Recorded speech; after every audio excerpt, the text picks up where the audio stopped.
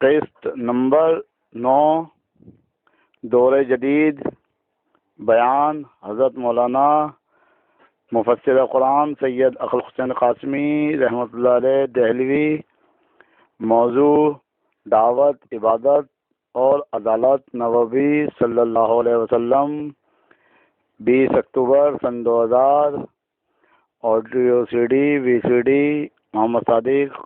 Phone number 9899 63 47 68۔ Artist doctor Aqeel Ahmad.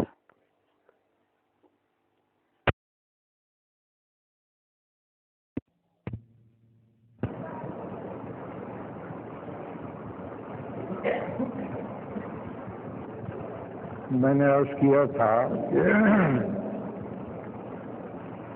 کہ جو سحر یا میرے الفاظ میں شوق عبادت کا غلو حضرت سلیمان کی زندگی میں ہوا اور وہ گھوڑوں کا واقعہ پیش آیا، یہی واقعہ ان کے والد حضرت داؤد کی زندگی میں پیش آیا۔ خدا کی شریعت میں ہر دور میں، اسلام تو مکمل شریعت ہے، اس سے پہلے اللہ نے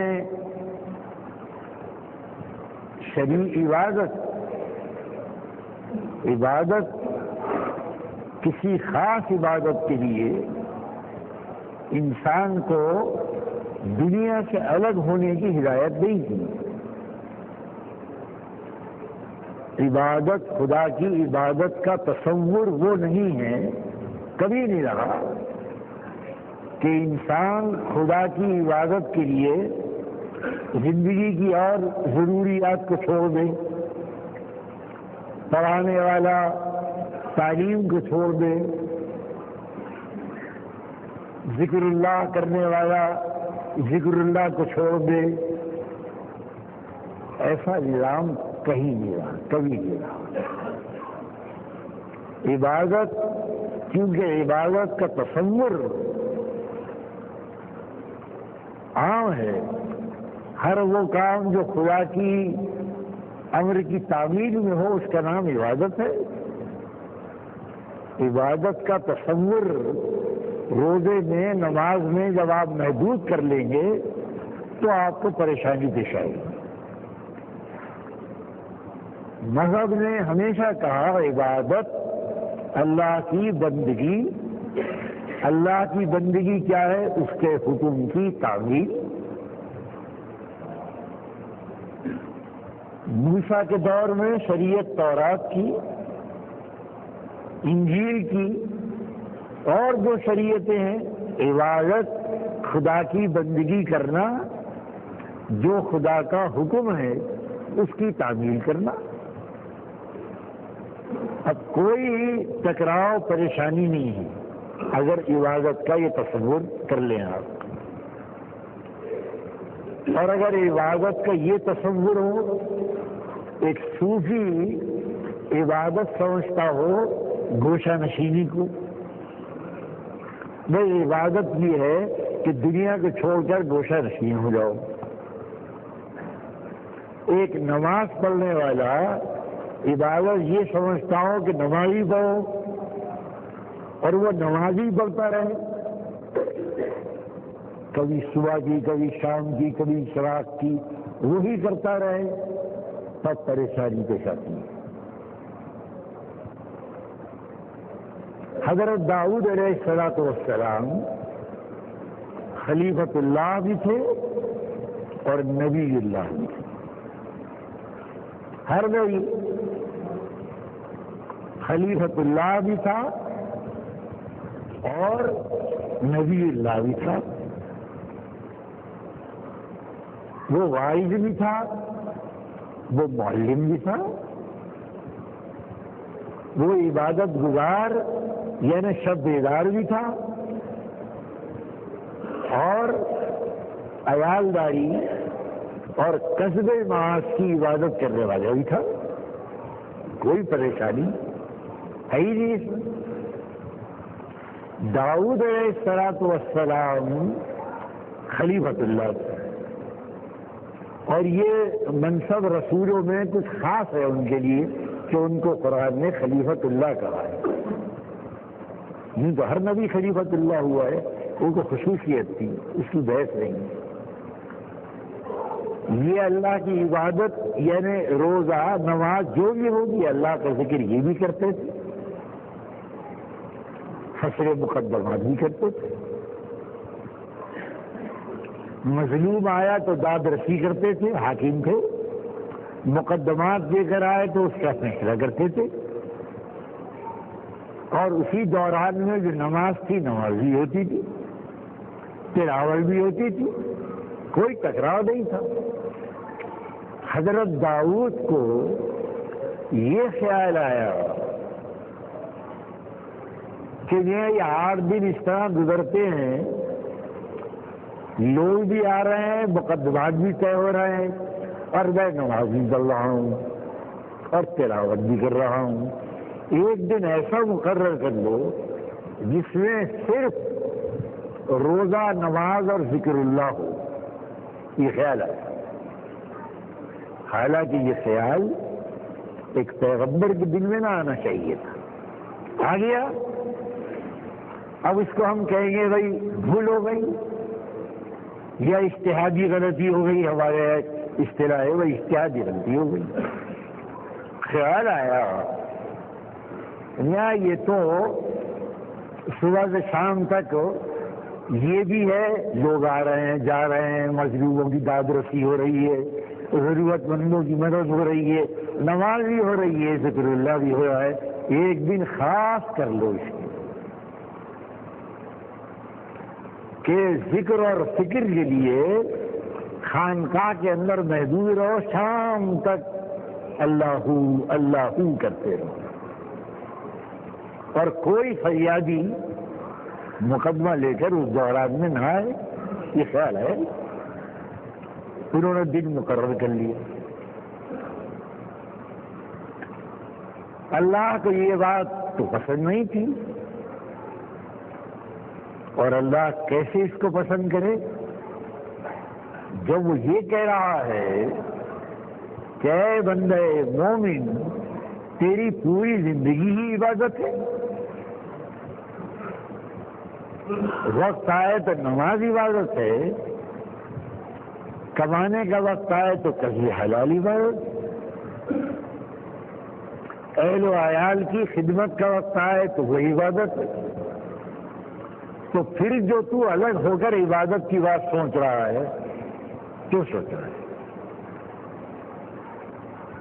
لیکن شوق بھائی ایک دن تو ایسا ہو کہ وہ سر جھکا کر بیٹھ جاؤ، اللہ اللہ اللہ اللہ اللہ کا ذکر کرو، تاکہ کوئی باہر کا واقعہ دنیا داری کا آئی مقرر کر لیا۔ اللہ تعالی نے حضرت داؤد کو تنبیہ کی، اور کس طرح تنبیہ کی؟ جس عبادت خانے میں وہ گوشہ نشین ہو کر عبادت کرتے تھے، اس عبادت خانے کی دیواریں پھاند کر 2 شخص آ گئے اپنا مقدمہ لے کر، دیواریں پھاند، اس تصور المعراج، دروازہ تو گیٹ تو بند تھا، کوئی اندر نہ آئے، کیا کرتے؟ انہوں نے دیواریں پھاندی اور وہ اندر آ گئے محراب میں، عبادت خانے میں، گوشہ عبادت میں، جو ترجمہ کرو خانقاہ میں آ گئے۔ دیکھا کون ہو؟ لا تخف، ڈریے نہیں آپ، ہم کو ڈاکو چور بدماش نہیں ہیں، خصمان وغا بادنا، ہم 2 آدمی اپنا ایک مقدمہ لے کر آئے ہیں،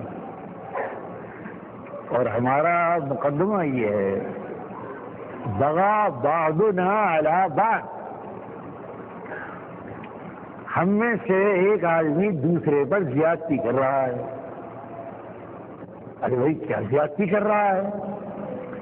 زیادتی یہ کر رہا ہے کہ اس میرے شریک کے پاس ایک کب 100 دنگیاں ہیں، ناجا دنگیاں.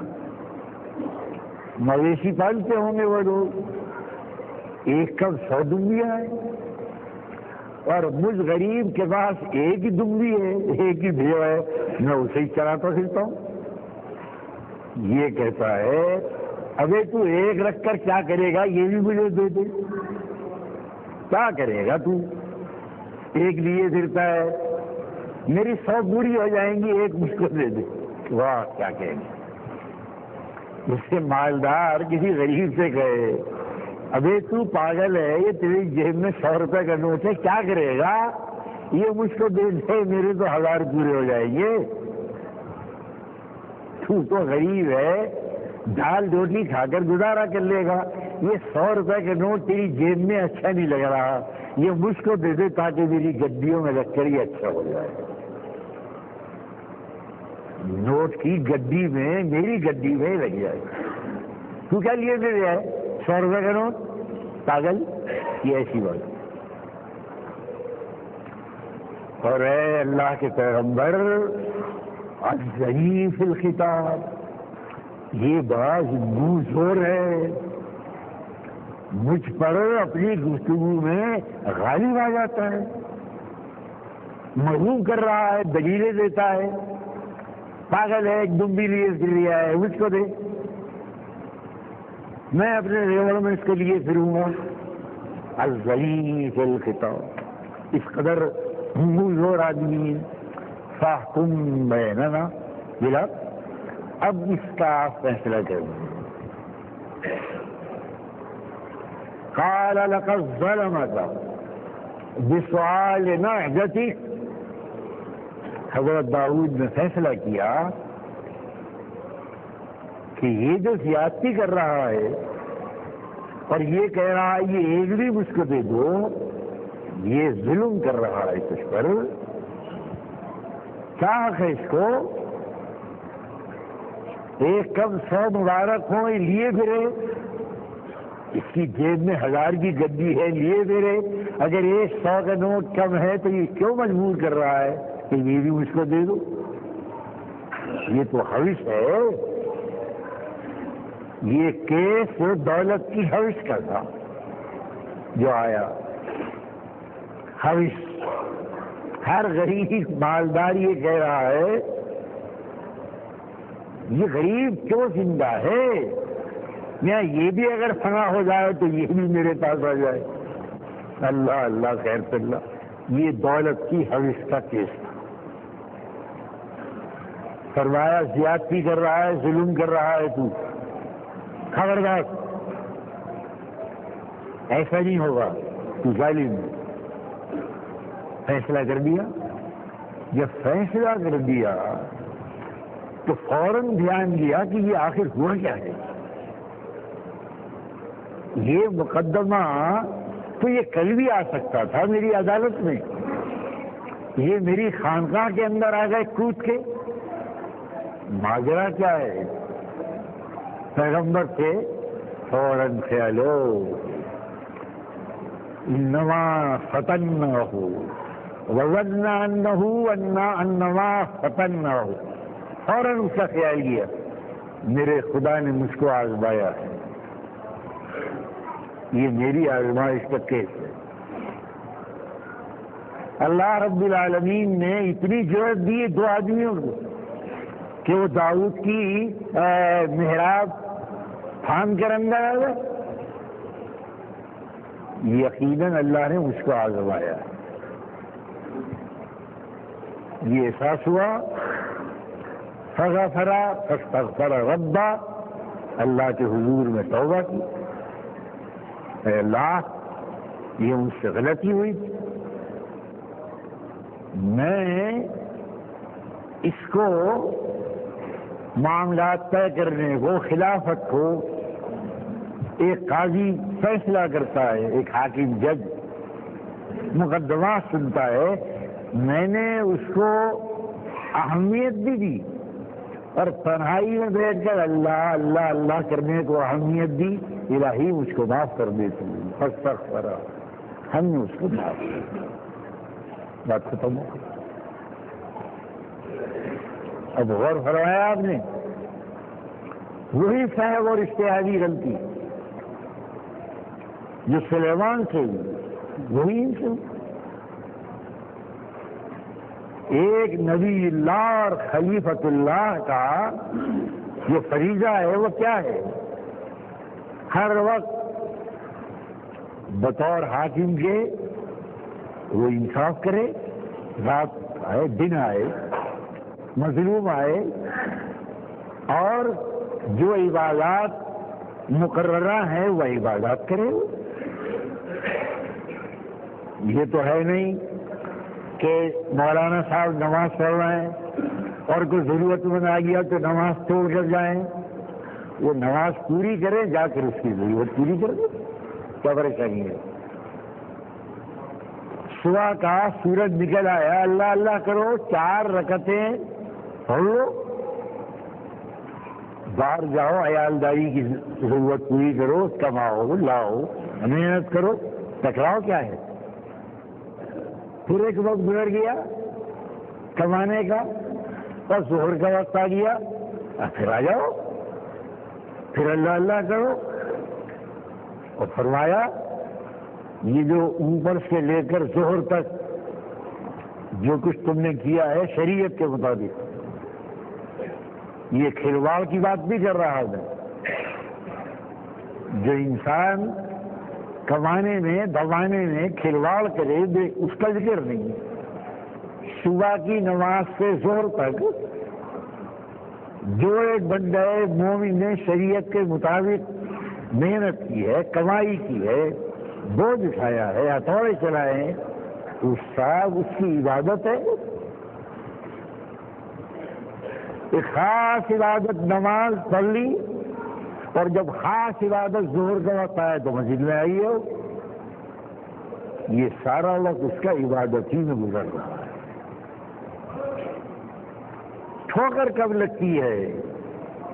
وہاں لگتی ہے ٹھوکر جب انسان یہ سمجھتا ہے عبادت، بس عبادت تو وہ ہے جو صوفی بھی کر رہے ہیں خانقاہ کے اندر بیٹھ کر، وہ ہے عبادت. عبادت تو وہ ہے کہ جو مولانا صاحب بستر کندھے سے رکھ کر رات دن پھر رہے ہیں، 1 چلہ 2 چلہ 4 چلے، عبادت تو وہ ہے. اور یہ جو ٹھیے پر بیٹھ کر بچوں کو پڑھا رہا ہے، کما رہا ہے، مدرسوں کی امداد کر رہا ہے کما کر، یہ عبادت نہیں ہے، یہ بھی عبادت ہے. ٹھوکر وہاں لگتی ہے آدمی کو، سمجھ گئے آپ؟ اللہ اکبر اللہ اکبر. رسول اللہ صلی اللہ علیہ وسلم نے جو شریعت دی، میں بار بار کہتا ہوں یہ ایک منظم شریعت ہے، مرتب. اس میں گھپلے بازی نہیں ہے، خوش شوق سے یہ کر لو وہ کر، نہ بھائی قطعاً نہیں. ترتیب ہے.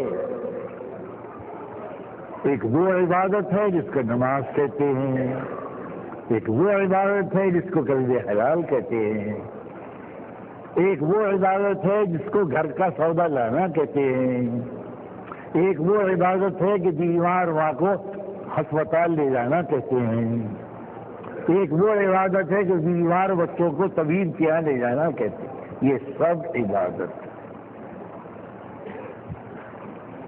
یہ سب عبادت ہے. رسول اللہ صلی اللہ علیہ وسلم نے اس کو ایک ترتیب دے کر تم کو دیا ہے. جب سے ترتیب بگڑ گئی تم بگڑ گئے. ایک وہ طبقہ نکلا، اس نے کہا بھیا اللہ کو راضی کرنے کا ایک ہی طریقہ ہے، چلہ کشی کرو اور بھاگو، ان دنیا داروں کو چھوڑ کر بھاگو. وہ بگڑا. ارے کیا ہے دھندا ہے، کیا کر رہے ہیں یہ کاروبار کر رہے ہیں، دکانداریاں کر رہے ہیں، دنیا کما رہے ہیں، چھوڑو گھر کو چھوڑو، گھر کو چھوڑو تبھی اللہ کی عبادت ہوگی، دین کی تبلیغ ہوگی، اور گھر میں رہ کر نہیں ہو سکتی، گھر رہ کر ہوگی۔ جن کو اللہ نے فارغ کیا ہے وہ گھر سے باہر جائیں گے، اور جن کو اللہ نے فارغ نہیں کیا وہ گھر میں بیٹھ کر عبادت تبلیغ کریں گے محلے میں بچوں کو۔ یہ ہے اللہ کا دین۔ اللہ اکبر، اللہ اکبر۔ اب میں اپنی بات عرض کر رہا ہوں آپ سے، کیا عرض کروں؟ ایک دین ہے، ایک دنیا ہے۔ دین مانگتا ہے آپ سے، دین محتاج ہے آپ سے۔ بھائی یہ کام کرنا ہے، چندہ دو۔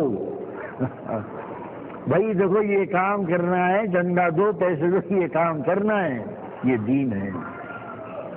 اور جو دو چار روز سے کر رہے ہو نا وہ دنیا ہے، اس کا نام کھلواڑ ہے۔ دنیا وہ ہے کہ اس کے ہاتھ میں جوتا ہے، پانی کی طرح پیسہ بہا رہا ہوگا، پانی کی طرح۔ یہ دنیا ہے، آخرت میں اس کا کوئی اجر ملنے والا نہیں ہے، نوٹ کر لو۔ تو کھلواڑ ہے، کھیل ہے، یہ کر لو، یہ کر لو، یہ لگا دو، وہ لگا دو، لاکھوں روپیہ بہا دیا تم نے باہر، ٹھیک، کھلواڑ ہے۔ یہ دین ہے۔ میں نے عرض کیا آپ سے کہ قرآنی نصاب تبلیغ و دعوت کا میں نے مرتب کیا اور اس کو کمپوز کرایا، 1800 روپے اپنے ہاتھ سے دے دیے۔ تو بہت ضروری کتاب چاہیے۔ قرآن سامنے رکھ کر کس طرح تبلیغ ہو سکتی ہے یہ دکھایا ہے۔ فضائل سامنے رکھ کر بھی تبلیغ ہوتی ہے، کرتے ہو تم، لیکن قرآن سامنے رکھ کر کس طرح تبلیغ ہوتی ہے اس میں نے یہ دکھایا۔ تبلیغ و دعوت کا قرآنی نصاب۔ بہرحال میں جس قابل تھا میں نے 1800 روپے خرچ کر کے اس کو کمپوز کرائی۔ اب 5000 روپے تقریباً تمہیں دینے ہیں، تب وہ چھپے گی آگے، کیونکہ میرا اصول بیچنے کا نہیں ہے۔ اگر بیچنا تو کسی کتاب فروش کے اور لے لو۔ میں نے پہلی کتاب چھاپی، بڑا پیسہ آیا اس میں، کتاب بھی بہت ذخیرہ تھی، اس میں بھی میرے اپنے 2000 روپے تھے۔ میں خالی مانگنے والا نہیں تھا، 2000 اپنے خرچ کیے۔ یہاں بھی 1800 روپے دے کر میں نے اسے کمپوز کرائی۔ اب آپ سے درخواست بھی ہے، میں یہ کہہ رہا ہوں تم نے ہزاروں لاکھوں روپے باہر خرچ کر دیے، تم کہو گے یہ مدرسے والی بھی مانگ رہے، میں ابھی تو پانی کی طرح بہایا ہے، اب کہاں سے لائیں؟ ٹھیک ہے، میں عرض کر دوں، وہ کرنے والے الگ ہیں، یہ کرنے والے الگ ہیں۔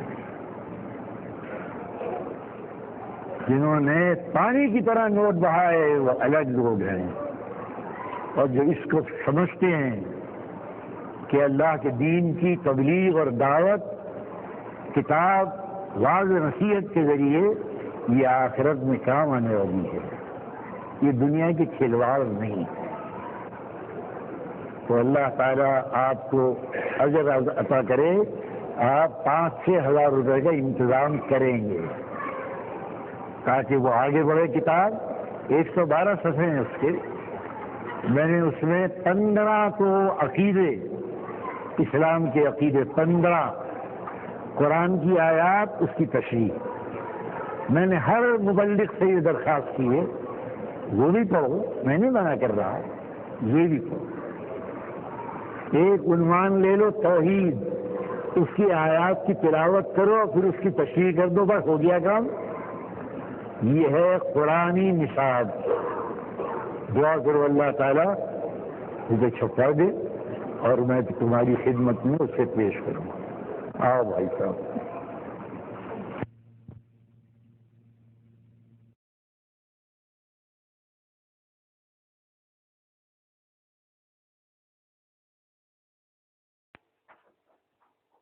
ٹیسٹ نمبر 9، دور جدید بیان حضرت مولانا مفسر قرآن سید عقل حسین قاسمی رحمۃ اللہ علیہ دہلوی۔ موضوع دعوت، عبادت اور عدالت نبوی صلی اللہ علیہ وسلم، 20 اکتوبر سن 2000۔ Audio C D V C D Muhammad صادق۔